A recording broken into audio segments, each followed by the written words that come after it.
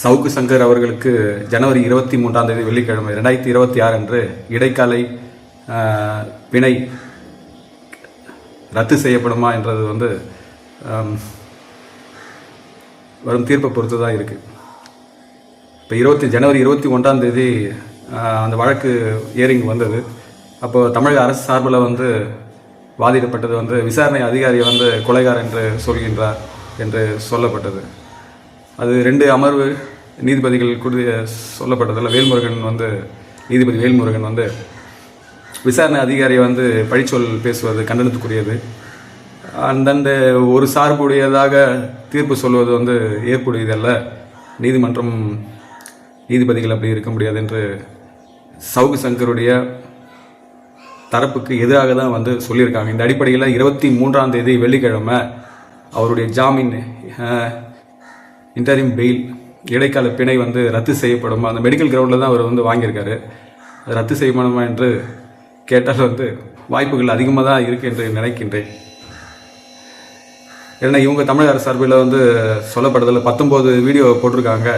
அந்த திரை விமர்சன வீடியோவும் சேர்த்து அதெல்லாம் விசாரணை அதிகாரியாக அந்த மாதிரி பழிச்சொல் கொலைகார் என்று பழிச்சொல் சொல்லப்பட்டது. இந்த அடிப்படையெல்லாம் சொல்லியிருக்காங்க. அதுக்கு நீதிபதி வேல்முருகன் சொல்லப்பட்டதையும் நம்ம கவனத்தில் எடுத்துக்கணும். சவுக்கு சங்கர் தரப்பில் பயாஸாக இருக்குது, வேறு அமருக்கு மாற்றணும் என்று சொல்லப்பட்டதில் தான் வேல்முருகன் அது மாதிரி ஒரு விதமாக கண்டனம் தெரிவித்து சொல்லியிருக்காரு. இப்படி இருக்கும்போது நம்ம நீதிபதிகளின் சொல்லப்படும் தீர்ப்புகள் எதன் அடிப்படையில் இருக்குது என்றதை ஆராயணுமா, ஆராய்வுக்கு உட்பட்டதா என்று கேட்டால் அது உள்ளுக்குள்ளே இருந்தாலும் அது வெளிப்படுத்த முடியாத தனம் தான் இருக்குது. வழக்கறிஞர் 20-30 வருஷம் பணியாற்ற பிறகு பல்வேறு நீதிபதியாக இருந்து பல வழக்குகளை பார்த்தவங்க தான் நீதிபதியாக தேர்ந்தெடுக்கப்படுகிறார்கள். அந்த நீதிபதி என்ற நாற்காலியில் அமரும்போது அவங்களுக்கு அரசு சார்புடையதாகவோ கட்சி சார்புடையதாகவோ ஒரு சமூக அமைப்பு சார்புடையதாகவோ இயங்க முடியாது தான். ஏன்னா வக்கீலாக இருக்கிற வரைக்கும் அது மாதிரி இருக்கலாம், கட்சி சார்புடையதாக இருக்கலாம், ஒரு சமூக சார்புடையதாக இருக்கலாம்.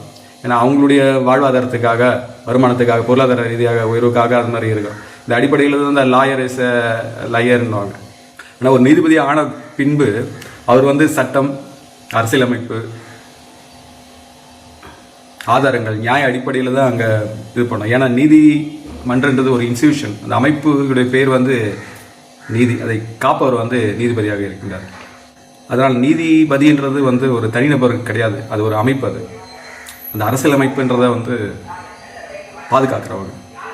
நீதிபதிகளை விமர்சனத்துக்கு உட்பட்டவர்களா என்றால் நீதிபதிகளை விட அவர்கள் கொடுக்கும் தீர்ப்புகள் விமர்சனத்துக்கு எடுத்துக்கொள்ளலாம். அந்த தீர்ப்பு அதுக்கு முரணாக இருக்குது, அந்த சட்டப்பிரிவுக்கு எதிராக இருக்குது என்று சொல்லலாம். ஆனால் அந்த நீதிபதியை ஒருதலைபட்சமாக செயல்படுகிறார், ஒரு கட்சி சார்புடையதாக இருக்கிறார், ஒரு சமூகத்தின் சார்புடையதாக இருக்கிறார் என்றது சொல்வது அந்த இன்ஸ்டிடியூஷன் மேலேயே, அந்த நீதித்துறை மேலேயே தாக்குதல் தொடுப்பதாக தான் இருக்குது. ஏன்னா அது நீதிபதியாக அந்த பதவியில் உட்காரவங்களுக்கு அந்த அரசியலமைப்புக்கு அந்த தனிநபர் ஒரு அரசு கொடுக்குற மரியாதை கொடுத்து தான் ஆகணும். இந்த நாட்டின் ஜனாதிபதியோ பிரதமரையோ உங்களுக்கு பிடிக்காமல் இருக்கலாம், ஆனால் அரசியலமைப்பால் அங்கீகரிக்கப்பட்டவங்க ஏற்றுக்கொண்டு தான் ஆகணும். இதே தான் நீதித்துறைக்கும். நீங்கள் வக்கீலாக இருக்கிறவங்களும் எப்படி வேணால் அவங்களுடைய பொருளாதார வாழ்ந்துட்டு இருக்கலாம். ஆனால் அந்த நீதித்துறைக்குன்னு அந்த அமைப்பு அந்த இதில் அமரும் போது ஒருதலை பட்சமாக அங்கே சொல்வது ஏற்றுக்கொள்ள முடியாது தான். அதனால் சவுக்கு சங்கருக்கு வரும் ஜனவரி 23 பிணை ரத்து செய்தால் அது அவருக்கு ஏற்படும் பின்னடைவு தான். ஆனால் வாய்ப்புகள் அதிகம் உள்ளது தான் என்று நினைக்கின்றேன்.